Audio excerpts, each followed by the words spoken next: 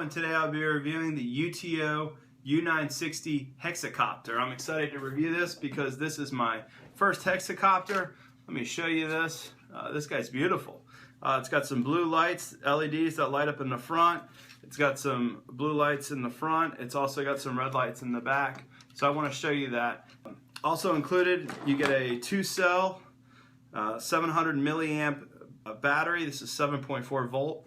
It comes with a balance charger right here. It just plugs into the wall, and then you plug this into the Hexacopter. It's got a nice little storage component down there. Comes with 6 spare blades, which is nice. Comes with prop guards in case you want to install them. These are optional. Comes with a little screwdriver, some extra screws, and it comes with a nice instruction manual. This is a very nice illustrated instruction manual. It very nicely displays everything you'll need to know about this to fly it successfully, and you also get the controller. So let me go through basic operation. Let's remove everything here. We don't need this, we don't need this. Basically, you pop the battery in right through there, just pops right in, boom. This comes out, you connect it. What you do is you download a free app and you turn this on, and you go to your Wi-Fi and you find the Wi-Fi signal that this is putting out. You connect it, you open your app, you click monitor, and boom, you have the little camera here is going to show up. You're going to be able to see images and video and record both however you want to do it in that app. So it's really neat. The controller is kind of cool too. It's definitely, there's a lot going on here, so let me explain it. It's mode 1 or mode 2. Mode 1 is most commonly seen in Europe. Mode 2 is more commonly seen in the United States. Basically, I have it set up for mode 2, which is left stick throttle, and you turn it left and right for the yaw control, which makes it go like this. Then this button is, you go tilt forward, tilt back, tilt right, tilt left. So that'll change, that'll change how it tilts and everything. One of the things that's pretty cool about this is that it does have 6 blades. So I found that on recovery, when you drop it from a full throttle to no throttle, it actually can recover because it's got 6 blades. So most quadcopters I have, they usually drop pretty far before they can, the blades can catch up and you can lift it back up again. So this had a very nice quick recovery. I didn't have any problems loading the app.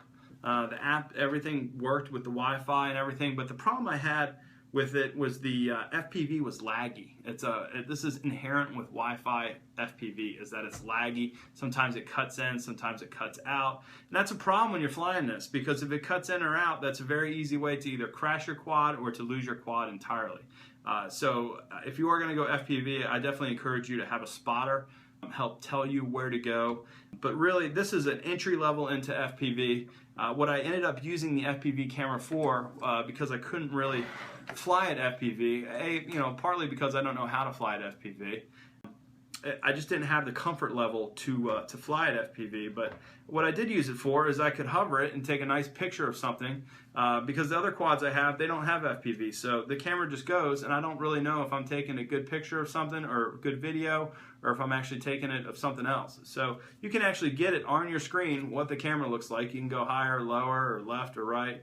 And then that's when I take my photos, and that's when I take my videos. So I kind of use it in that regard. You can fly at FPV. You just need to be a good FPV pilot. You need to be able to fly with a little bit of lag. I would not fly it anywhere where you could easily lose it or crash it. That would be a bit of advice. Something like a large backyard, or something where you have plenty of room to make corrections. Also want to note here, the controller has a beginning, intermediate, and advanced mode. Let me turn it on here. You can see that oval down at the bottom. That's for beginner. They're half shaded is for intermediate, and that's advanced. Now, let me tell you what this does. When you go to beginner, it puts a tilt on it such as that. When you go to intermediate, it tilts it like that. When you go to advanced, it keeps the tilt the same level, but then as you push it over 95%, it does a flip, which is kind of neat, but after a while, I actually found it to be annoying, because I wanted it to go beginner, intermediate, advanced for maximum tilt, maximum speed, and I didn't get that option. I just get beginner and intermediate. But it does zip around pretty nicely on intermediate, so what I ended up doing is just leaving it on intermediate, so I didn't have to worry about pushing it too hard and having it doing a flip on me. Another thing about this controller, this is typical of this manufacturer, these little knobs come out. One of these knobs came out, actually, it's very easy to lose these knobs. And basically, once you lose these knobs, you can shove some Q-tips or something in there and try to make some sticks out of that. But I just don't think that that's a great design right there, because if you lose these knobs, you're not going to be able to use the controller at all. So I don't know why they're like that. I also wish they provided a bag so I could keep all the contents. Well, mainly just these props. I guess you could just put this in a Ziploc bag, but I wish that would be provided. It does have, I do want to mention that this also, it does flips through here, and it does have headless mode and A key return. I don't really use either of those because I don't like this thing trying to find its way back to me. I fly it usually in a lot of close quarters, primarily outside my house. There's trees, there's power lines, there's all kinds of stuff. I don't want this thing trying to, figure out where my controller is and fly back automatically. I also didn't start using these on headless mode. I didn't really know about headless mode until after I've been flying a quadcopter for several months. So I don't use the headless mode, but I do want to point out that it does have headless. It does have A key return. Again, this is my take on this. Again, it's pretty cool as a hexacopter. I think this thing looks really awesome, actually, and it flies pretty well. It's definitely something different. If you're looking for a hexacopter, or if you possibly want to start doing FPV, you can look into it with this. I'll tell you right now, it's really hard. I suggest if you really want to fly FPV that you get a 5.8 gigahertz system, you get some Fat Shark goggles, and you put some money into what you want to do, because it's an expensive hobby, definitely. And I hope you enjoyed. Thanks again for watching.